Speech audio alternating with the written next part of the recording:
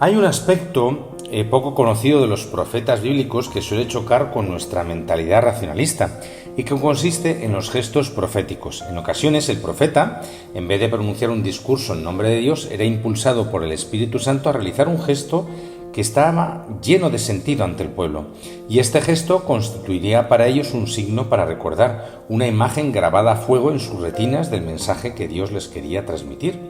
Los ejemplos son muy variados. A Ezequiel, por ejemplo, le manda a Dios que se vista apresuradamente, coja un morral a su espalda como un exiliado, abra un agujero en la pared y salga por él ante todo el pueblo. Con esa actuación anuncia a Israel que si siguen confiando en el poder político en vez de en Dios, sus seguridades humanas les fallarán, serán asediados, intentarán escapar abriendo agujeros en las murallas y terminarán por ser deportados. El pueblo no hizo caso de las advertencias del profeta y lo que había predicho se cumplió en tiempos de Sedecías, que intentó escapar del asedio que sufrió la ciudad de Jerusalén a través de una brecha en la muralla y fue deportado a Babilonia. También Isaías y Jeremías constituyen con sus acciones un signo para Israel.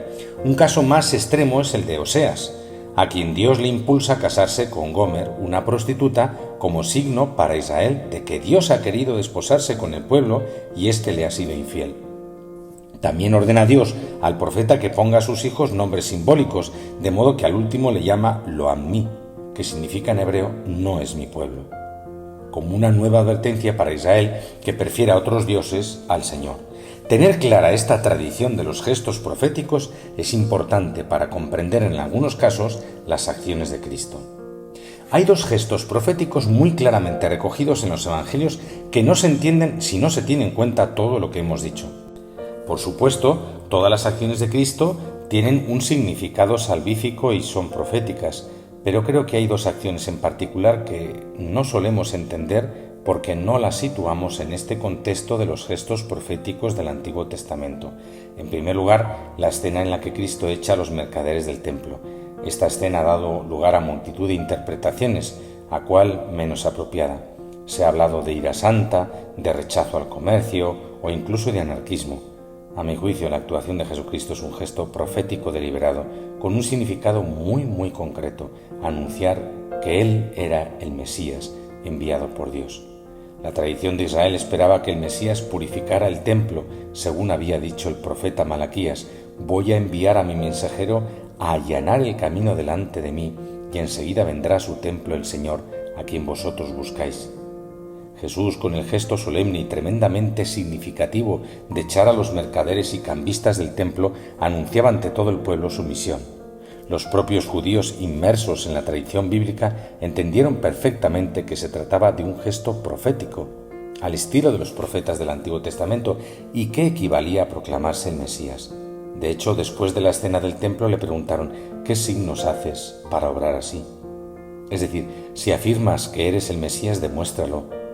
Como suele suceder en los evangelios, la demostración que hace Jesús de su misión va mucho más allá de lo que podría esperar su auditorio, porque lo que hace es anunciar algo aún más increíble: su muerte y su resurrección. Cuando destruyan el templo de su cuerpo, Él lo volverá a levantar en 3 días. No solo es el Mesías, es mucho más, es el Hijo único de Dios en quien el Padre se complace. El segundo gesto profético que realiza Cristo es el que hemos escuchado y vamos a escuchar también, según el caso, el de la maldición de la higuera en el Evangelio de hoy. Jesús se dirige a una higuera y al ver que no tiene higos, porque dice el Evangelio no era el tiempo adecuado, la maldice diciendo que ya nadie más comerá de sus frutos. Cuando Jesús vuelve a pasar por allí, unos días después, los discípulos se dan cuenta de que la higuera se había secado. Este pasaje no se suele leer a menudo porque parece que desmerece el Cristo que encontramos en los evangelios, ¿verdad? Da la impresión de que Jesús se enfada por una tontería y de forma totalmente irracional, porque es que además exige higos cuando no es tiempo de higos. Y de nuevo, nada hay más lejos de la realidad. Y vamos a analizarlo, lo veréis. Jesús, con esa higuera que no da frutos, que es estéril, se está refiriendo obviamente a esa porción del pueblo de Israel que tenía que acoger al Salvador y dar el fruto que Dios pedía y que no lo estaba haciendo. Ahora bien, apliquemos a nuestra vida esa imagen de la higuera maldecida y secada por Jesús. Dice el Evangelio que no era tiempo de higos, y sin embargo Jesús dijo, ¿verdad?, la maldijo, ¿no? Porque no había dado frutos. ¿Cómo es posible, si dice que no era tiempo de higos, ¿verdad?, pues que la maldiga? Y todos sabemos que las higueras pues suelen tener 2 cosechas al año, y el trigo también tiene un tiempo determinado, y las frutas también se recogen en un tiempo determinado. Sin embargo, el hombre, a diferencia de los frutos del campo, el hombre no sabe cuándo llegará Dios a buscarle. Nosotros tenemos que estar siempre dando frutos, porque el hombre pues no tiene una época determinada ni una fecha determinada en la que Dios venga a hacer su recolecta. Siempre el hombre tiene que vivir preparado como si hoy fuese el día en el que Dios venga a buscarme. También es un detalle muy significativo el hecho de que cuando dice el Evangelio que Jesús fue a buscar allí los higos, no encontró más que hojas.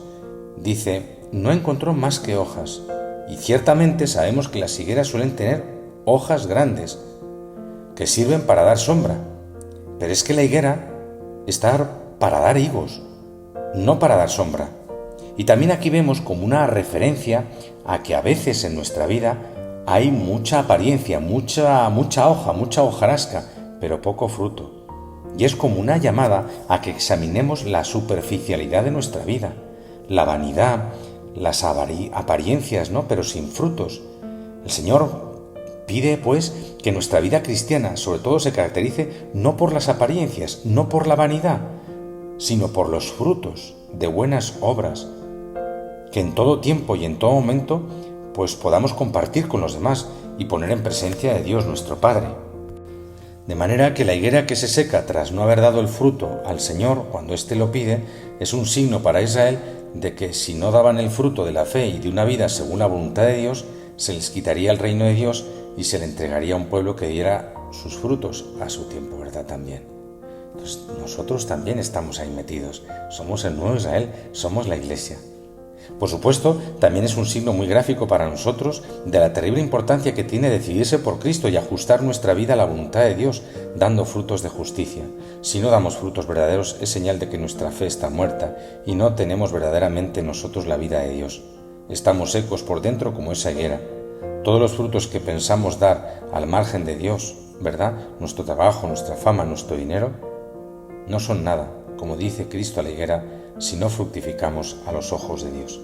Feliz día para todos. Amén.